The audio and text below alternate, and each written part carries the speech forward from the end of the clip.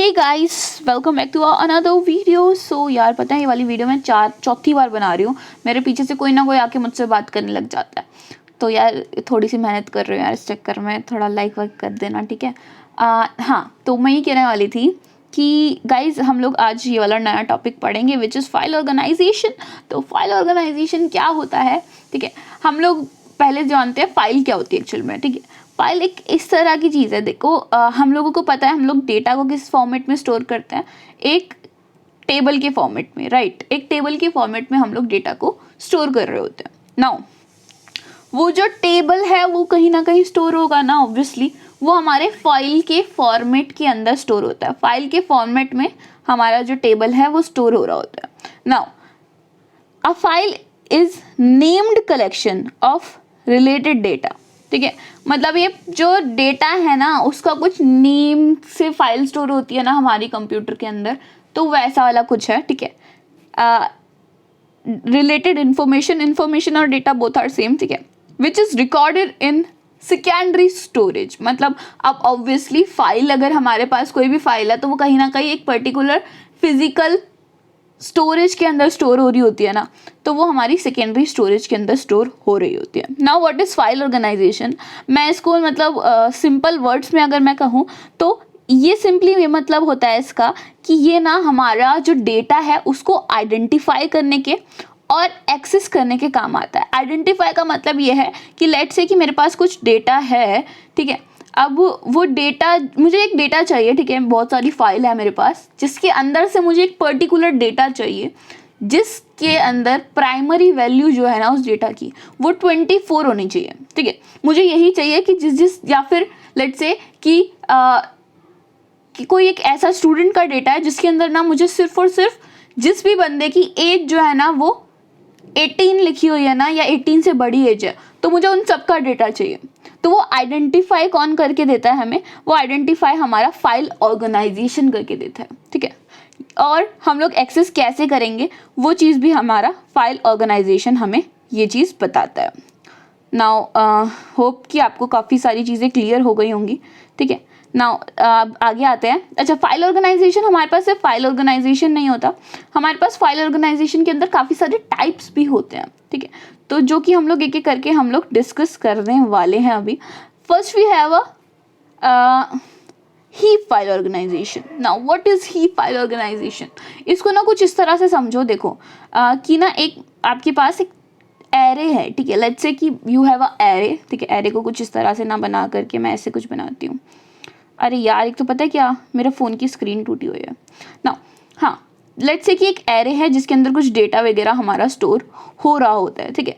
यहाँ पे भी कुछ डेटा स्टोर्ड है, यहाँ पे भी कुछ डेटा स्टोर्ड है, यहाँ पे भी कुछ डेटा स्टोर्ड है, यहाँ पे भी कुछ डेटा स्टोर्ड है, यहाँ पे भी कुछ डेटा ऐसे से करके स्टोर्ड है, ठीक है। अब इसके अंदर क्या इंसर्शन कहाँ से होती है हमारी, ठीक है। इस वाले पर्टिकुलर फाइल ऑर्गेनाइजेशन में हमारे पास कैसे इंसर्शन होती है, एकदम एंड से ही इंसर्शन होगी, ठीक है। टेबल कुछ इस फॉर्मेट में होता है, ये मैंने थोड़ा टेढ़ा करके बनाया है, ठीक है। ऐसे ऐसे होता है ना फाइल जो टेबल होता है, लेकिन हमने इसे ऐसे टेढ़ा कर दिया है, साइड मोड़ दिया है। नाउ हमारा जो इंसर्शन वो होगा वो हमेशा इसके अंदर एंड में ही होगा, ठीक है। अब ये चीज़ हमें पता चल गई, इंसर्शन हमेशा हमारा एंड में होगा।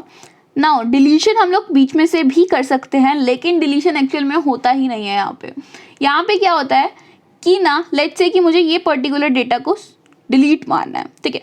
ये पर्टिकुलर डेटा डिलीट तो हो जाएगा, ठीक है, लेकिन उसके बाद मुझे क्या करना पड़ेगा, मुझे यहाँ से पूरा इधर ट्रांसफ़र करना पड़ेगा, यहाँ से पूरा इधर ट्रांसफ़र करना पड़ेगा, यहाँ से पूरा इधर, फिर उसके बाद फिर इधर, जब तक लास्ट तक खाली स्पेस नहीं हो जाती। क्यों? क्योंकि मुझे इंसर्शन सिर्फ लास्ट में ही कर सकती हूँ, मैं बीच में से नहीं कर सकती। तो हम लोग क्या करते हैं इसके अंदर, इस पर्टिकुलर हीप फाइल ऑर्गेनाइजेशन में जनरली हम लोग क्या करते हैं कि ना इस पर्टिकुलर डेटा को हम लोग मार्क करके रख लेंगे। लेट्स से कि यहाँ पे 1 या कोई एक वैल्यू ऐसी स्टोर करा लेंगे कि हाँ ये डिलीटेड वैल्यू है, ठीक है। ये बता देंगे इससे कि ये वाली जो टपल है ना, पर्टिकुलर डेटा जो है ना वो एक डिलीटेड डेटा है। एंड जब हमारे ऐसे डिलीशन, बहुत सारे डिलीशन हो जाएंगे, 500-600 डिलीशन हो जाएंगे, तो उसके बाद हम लोग एक एक करके डिलीट मार देंगे उस पर्टिकुलर डेटा को। अच्छा, हम लोग उसके बाद फिर रीऑर्गेनाइजेशन भी करेंगे कि पुराने डेटा को आगे शिफ्ट करते रहेंगे। और एक चीज़ और इसके अंदर अलग है, विच इज़ दैट कि ये ना रैंडमली डेटा स्टोर करता है, कोई ऑर्डर ही नहीं होता है। मतलब अगर आप चाहते हो कि ये एक सॉर्टेड वे में हमारा जो डेटा है वो स्टोर हो, तो उस सॉर्टेड वे में हमारा जो डेटा है वो स्टोर नहीं हो रहा होगा। अच्छा, अब इसमें लिखा हुआ है कि डिलीटेड रोज क्रिएट गैप, मतलब हमारी जो बीच बीच में रो अगर डिलीट हो जाती है तो वो कहीं ना कहीं गैप हो रही है, और हमारी अगर डिलीटेड रोज हैं तो वो उस पर्टिकुलर जगह पे तब तक कुछ स्टोर नहीं होगा जब तक हमारा जो डेटा है वो पूरा रीऑर्गेनाइज फिर से नहीं हुआ है। ठीक है, लीनियर सर्चिंग होती है इसके अंदर, मतलब पहले ये वाला डेटा जो है वो देखा जाएगा, फिर उसके बाद फिर ये वाला, और अगर इन केस मुझे सबसे लास्ट वाला डेटा चाहिए, ठीक है, सबसे लास्ट वाला डेटा चाहिए, तो मुझे पहले इस वाले डेटा को देखना पड़ेगा, फिर इस वाले को, फिर इस वाले को, फिर इस वाले को, फिर इस वाले को, फिर इस वाले को, फिर इस वाले को, फिर एंड में जाके मुझे ये वाला डेटा मिलेगा। सो बिकॉज ऑफ दैट हम लोगों के पास क्या प्रॉब्लम आती है, इसकी वजह से हमारा ना जो सर्चिंग है वो ज़्यादा इफेक्टिव नहीं होती है। ठीक है, नाउ हम लोगों को ये पढ़ते पढ़ते कि हीप क्या होता है, ये चीज़ पढ़ते पढ़ते हमें ये भी पता चल गया कि इसकी एक डिसएडवांटेज होती है जिसकी जो है लीनियर सर्चिंग। ठीक है, नाउ नेक्स्ट इज कि हम लोगों को टाइम टू टाइम रीऑर्गेनाइजेशन और we can say garbage collection भी बोलते हैं ऐसे। ठीक है, गार्बेज कलेक्शन करनी पड़ती है time to time. Okay, now next is कि एडवांटेजेस क्या क्या है इसके, कोई चीज़ अगर कोई मेथड हमें लेके आया गया है हमारे पास तो कुछ ना कुछ एडवांटेजेस होंगे, कुछ ना कुछ डिसएडवांटेजेस होंगे हमारे पास। ठीक है, तो यहाँ पे क्या होता है कि हमारी जो फाइल ऑर्गेनाइजेशन का ये जो मेथड है सिंपल सा है, हम लोगों को समझ में आ गया है। कहीं ना कहीं अगर मैं एक ग्लास के बारे में सोचूं तो ग्लास के अंदर से एंट्री यहाँ से होती है। ठीक है, सिर्फ और सिर्फ एक ही जगह से हम लोग एंटर कर पा रहे होंगे इसके अंदर, ठीक है, डेटा को। तो कुछ इस तरह से भी अगर सोचे तो हम लोगों को याद हो जाएगा कि हीप क्या है। ठीक है, हीप का टॉपिक हमारे सी लैंग्वेज में भी काफ़ी बार आ चुका है और C++ में भी एक बहुत बड़ा टॉपिक है। इवन DSA के अंदर भी हमारे पास एक हीप का प्रॉपर टॉपिक दे रखा हुआ है। ठीक है, तो हम लोगों को समझ में आएगा ये क्यों होता है, क्या होता है। इवन ये जो मैंने तरीका बताया ना, ये हम लोग अगर एरे के अंदर पढ़ रहे होंगे तो आपको उसके अंदर आएगा, क्या कहते हैं, ADTs ऐसे करके एक ऑप्शन, एक टॉपिक है, उसके अंदर भी आपको बहुत अच्छे से पढ़ाएंगे कि ना एरे के अंदर ये प्रॉब्लम्स होती है, इसलिए हम लोग लिंक लिस्ट यूज़ कर रहे होते हैं। ठीक है, बहुत सारी चीज़ें होती हैं, वो अभी उस वाले चैप्टर के, उस वाले सब्जेक्ट के बारे में हम लोग नहीं पढ़ रहे हैं तो हमें नहीं पढ़नी चाहिए अभी। ठीक है, यहाँ पे इंसर्शन जो है वो बहुत ज़्यादा इफेक्टिव होती है। क्यों, एक ही जगह से इंसर्ट करना है, कोई दिक्कत नहीं, कितनी भी इंसर्टिंग करते रहो बैठ के आराम से, है ना। और ये बहुत अच्छा होता है बल्क लोडिंग के लिए। ठीक है, अरे पता नहीं क्या लिख रखा है मैंने बाकी कुछ नहीं है, यही है। ठीक है, now best if a common, मतलब इंसर्शन जो है ना, अगर हमारा किसी भी एक ऐसा हमारा काम है जिसके अंदर हम लोग इंसर्शन टाइम टू टाइम करते रहते हैं, तो इट्स गुड कि हम लोग ये पर्टिकुलर ऑर्गेनाइजेशन यूज़ करें। ठीक है, नाउ हम लोग मतलब डिलीशन के बाद ना हमारा काफ़ी बार ऐसा होता है कि अनयूज स्पेस जो है हमारा यूज हो जाता है, रह जाता है अगर हमने रीऑर्गेनाइजेशन नहीं की है तो। ठीक है, नाउ हियर वी हैव, अच्छा रीऑर्गेनाइजेशन एक टॉपिक नहीं है, हम लोग ना इसको लाइक खुद से करते हैं टू मतलब क्लियर सम स्पेसेस। ठीक है, जो स्पेसेस है उसको रीयूज़ करने के लिए हम लोग करते हैं, एक्चुअल में ये ऑप्शन है नहीं एंड हीप। ठीक है, नाउ हियर हम लोगों के पास है सीक्वेंशियल ऑर्गेनाइजेशन। अच्छा, इसके अंदर क्या होता है, डेटा सेम ही है कि एंड से ही इंसर्ट होगा, लेकिन जब इंसर्ट हो जाएगा डेटा तो उसके बाद ना अपने आप ही हमारा जो ऑर्गेनाइजेशन है उस पर्टिकुलर डेटा को असेंडिंग या फिर डिसेंडिंग फॉर्मेट में स्टोर कर लेगा अपने आप ही। ठीक है, which is a good thing. क्यों, इससे हमारे पास क्या होता है, इससे हमारे पास एक सीक्वेंस बन जाता है हमारे पास। ठीक है, डेटा एक सीक्वेंशली हमारा जो है वो स्टोर हो रहा होता है। Now it is a easiest method of file organization. ठीक है, सबसे ज़्यादा ईजीएस्ट मेथड है। हम लोग इसको सीक्वेंशली रिकॉर्ड करता है ये हमारे डेटा को। नाउ असेंडिंग और डिसेंडिंग ऑर्डर में हमारा जो डेटा है वो स्टोर हो रहा होता है। एंड में हम लोग इंसर्ट करते हैं, जो कि हम लोगों को पता है। ठीक है, not possible to insert in the middle, obviously यार हीप वाला जो चीज़ है वही हम लोग यहाँ पे भी यूज़ कर रहे हैं, तो हम लोग मिडल में इंसर्ट नहीं कर सकते हैं। अच्छा, ये वाली वीडियो ना कुछ इस तरह की है कि यार आप लोग ना बस वीडियो देख लोगे, लिखोगे भी नहीं ना, तब भी आपको कहीं ना कहीं समझ में आ जाएगा हीप सीक्वेंस क्या है। ठीक है, मैं इंडेक्सिंग का कहूँगी कि थोड़ा सा इंडेक्सिंग पे ध्यान देना, अभी इंडेक्सिंग आएगी नेक्स्ट। ठीक है, तो उस पर थोड़ा सा ध्यान देना, बाकी इनमें तो अगर नोट्स भी ना भी बनाओ तो भी कोई दिक्कत नहीं है ऐसा। अच्छा, ये भी बढ़िया होता है कि अगर हम लोग जब लार्ज वॉल्यूम में डेटा जो है वो स्टोर करवा रहे होते हैं तो बहुत ज़्यादा बढ़िया चलता है। ठीक है, बस हम लोगों को जब भी हम लोग नया डेटा इंसर्ट करते हैं तो अपना मॉडिफिकेशन वगैरह होती है। ठीक है, और इसके अंदर ना जब हम लोग इंसर्ट कर लेते हैं तो मॉडिफाइंग करने में थोड़ा सा इशू आता है। क्यों आता है वो हम लोग आगे डिस्कस करेंगे। अच्छा, इसके बाद ना हमारे पास क्या आया कि ना इसके ये सीक्वेंशियल मेथड का ना एक एडवांस वर्जन आ गया विच इज़ इंडेक्सिंग। अब इंडेक्सिंग के लिए ना मैंने एक बहुत प्यारा सा डायग्राम खुद से हाथों से बना के रख रखा है, मेरी राइटिंग बुरी है, डोंट जज मी। ओके, तो यहाँ पे क्या है, हमारे पास ना सीक्वेंशियली ही डेटा स्टोर्ड है, लेकिन अब ऑब्वियसली यार एक फाइल के अंदर हम लोग कितने सारे कॉलम स्टोर करते हैं यार, कितना सारा डेटा होता है। और जैसे जैसे ये कॉलम के साइज मतलब ज़्यादा कॉलम्स होते रहेंगे, वैसे वैसे हमारा जो डेटा का साइज है वो बढ़ता रहेगा। अब उस इतने बड़े डेटा के अंदर सर्चिंग करना थोड़ा सा मुश्किल हो जाता है।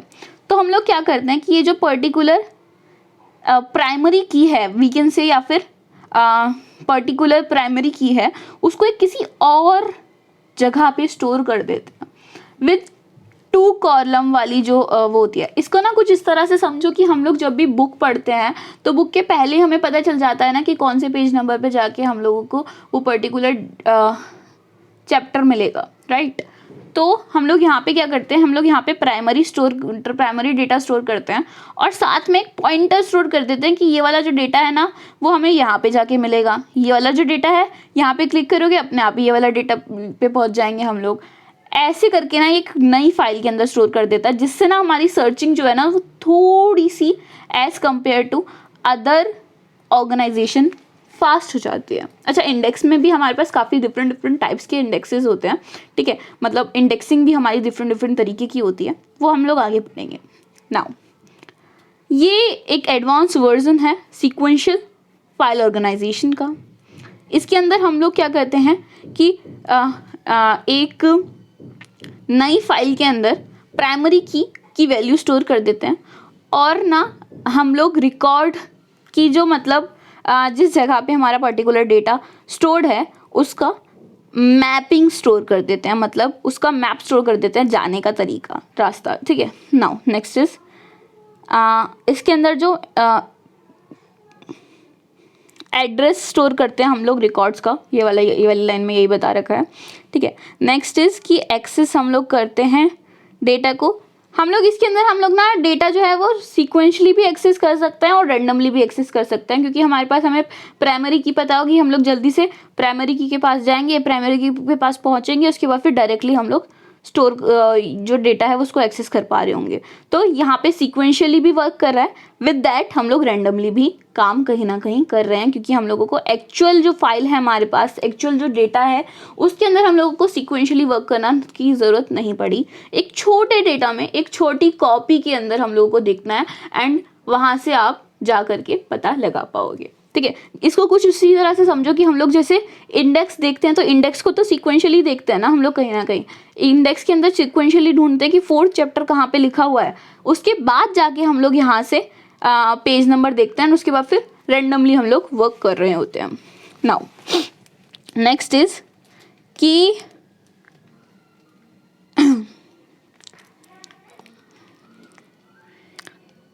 बस यही कुछ है इसके अंदर, कुछ वैसे ही कुछ मतलब पूरा इसकी और ज़्यादा क्या लिखा है डिस्क्रिप्शन वगैरह लिखा होगा इसके अंदर, मैंने नोट्स दे रखे हैं, आप वहाँ से पढ़ लेना। बाकी की चीज़ें मेन चीज़ें जो भी थी मैंने बता दी already. Now we have hashed file organization, बहुत छोटा सा टॉपिक है ये भी हमें लोगों को पता होना चाहिए। वैसे मेनली ये जो टॉपिक है ना यार, हम लोग सिक्योरिटी की पर्पज़ से ज़्यादा यूज़ करते हैं।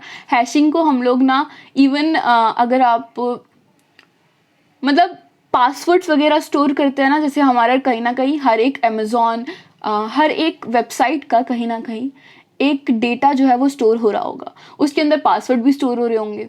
तो वहाँ पे वो क्या करते हैं, वो ना जो पासवर्ड जो हम लोग एक्चुअल में स्टोर कर रहे होते हैं वहाँ पे, तो वहाँ पे ना एक फंक्शन यूज़ कर रहे होते हैं विद दैट कि ना इसके संग ना जब हम लोग इसको डेटा के अंदर कन्वर्ट करेंगे, इसको मशीन लैंग्वेज के अंदर कन्वर्ट करेंगे जब डेटा को, पासवर्ड को, तो उसके संग ना कुछ नंबर्स जोड़ देंगे या कोई ना कोई एक फंक्शन बना के करके डाल देंगे। लेट्स से कि x डिवाइडेड बाय 2, ठीक है। जब भी हमें x की वैल्यू डाली जाएगी तो वो अपने आप ही एक फंक्शन यूज़ करेंगे हम लोग वहाँ पे, जिससे ना वो फंक्शन जब तक हम लोगों को नहीं पता होगा तब तक हम लोग इसका एक्चुअल जो आंसर है वो नहीं ढूंढ पाएंगे, राइट। तो ऐसे करके हम लोग ढूंढ पाते हैं, मतलब ठीक है, ऐसे करके हम लोग ये हैशिंग जो है वो वर्क करती है। इसके अंदर हम लोग एक टेक्निक यूज़ करते हैं which is called hashing. Hashing हम लोग क्रिप्टो के अंदर भी यूज़ कर चुके हैं। अगर आपने क्रिप्टो के बारे में थोड़ा सा भी जाना है, ठीक है, तो बिटकॉइन, क्रिप्टोज वगैरह ऐसे ही वर्क करते हैं यूजिंग हैशिंग, ठीक है। नाउ बस इतना सही था, इसके अंदर कुछ ज़्यादा खास बता भी नहीं रखा है हमें। Now next is types of hacking, नहीं, टाइप्स ऑफ इंडेक्सिंग। हम लोग इंडेक्स क्यों यूज़ करते हैं, फर्स्ट ऑफ ऑल हम लोग इंडेक्स क्यों यूज़ करते हैं, जैसे जैसे हमारा जो डेटा का साइज़ है वो बढ़ता है तो हम लोगों को उस पर्टिकुलर डेटा को एक्सेस करने में थोड़ी सी प्रॉब्लम्स आती हैं, राइट। तो उसको ऑल्टर करने के लिए हम लोग इंडेक्सिंग यूज़ कर रहे होते हैं। हमारे पास एक इंडेक्सिंग है file primary indexing. Primary indexing में क्या होता है, प्राइमरी इंडेक्सिंग में सिंपली जो प्राइमरी की है उसको पूरा कॉपी करके एक अलग उसमें लिख दिया जाता है एंड सिंपली 2 कॉलम की हमारी वो टेबल होता है जिसके अंदर से हम लोग यहाँ पे डेटा का पॉइंटर स्टोर कर रहे होते हैं। मतलब बहुत ज़्यादा सिंपल होता है, जैसे मैंने अभी तरीका बताया था वैसे ही हम लोग कर रहे होते हैं इसमें, ठीक है। नेक्स्ट इज क्लस्टरिंग, ठीक है।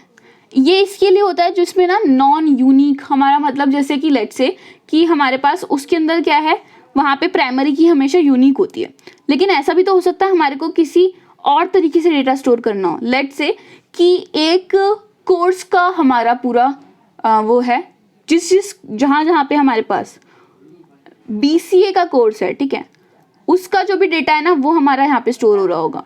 लेट्स से कि यहाँ पे जहाँ पे भी BA का डेटा है वो जहाँ पे भी स्टोर है वो वाली चीज़ यहाँ पे ये पॉइंट कर रहा होगा, उसको हम लोग क्लस्टरिंग कहते हैं। मतलब नॉन यूनिक डेटा को हम लोग कहते हैं जिसमें ये जो BCA है ना, BCA वो काफ़ी सारे बच्चों के पास BCA नाम का एक पर्टिकुलर कॉलम होगा जिसके अंदर BCA स्टोर हो रहे होंगे सारे, कि BCA ये कौन सा कोर्स पढ़ रहा है BCA, ये कौन सा कोर्स पढ़ रहा है BCA, ऐसा मतलब काफ़ी जगहों पे हमारा स्टोर हो रहा होगा।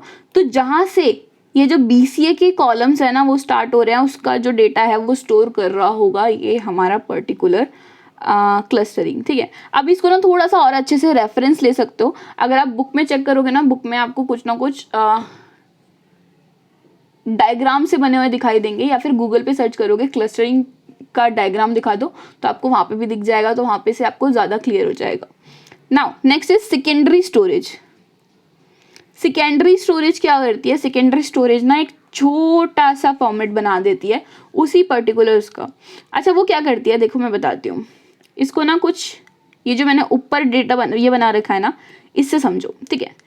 हम लोग क्या करते हैं, हम लोग जो हमारा एक्चुअल फाइल होती है ना उसको कुछ ब्लॉक्स में डिवाइड कर देते हैं। इन दिस केस ये 0 से 4 तक ब्लॉक में डिवाइडेड है, 5 से 9 तक डिवाइडेड है, सो ऑन, ठीक है।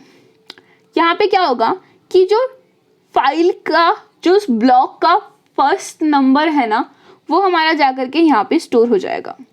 और जैसे लेट्स से कि मुझे डेटा जो है वो मिला 12, ठीक है, मुझे प्राइमरी की वैल्यू जहाँ पे भी 12 है वो वाली जगह को एक्सेस करना है। तो हम लोग यहाँ पे क्या करेंगे, हम लोग पहले पार्शियल मतलब ये सेकेंडरी इंडेक्स में जाएंगे, जा करके हम लोग देखेंगे कि या तो 12 मिल जाए या फिर 12 से छोटा मिल जाए, 12 से बड़ा मिल जाए।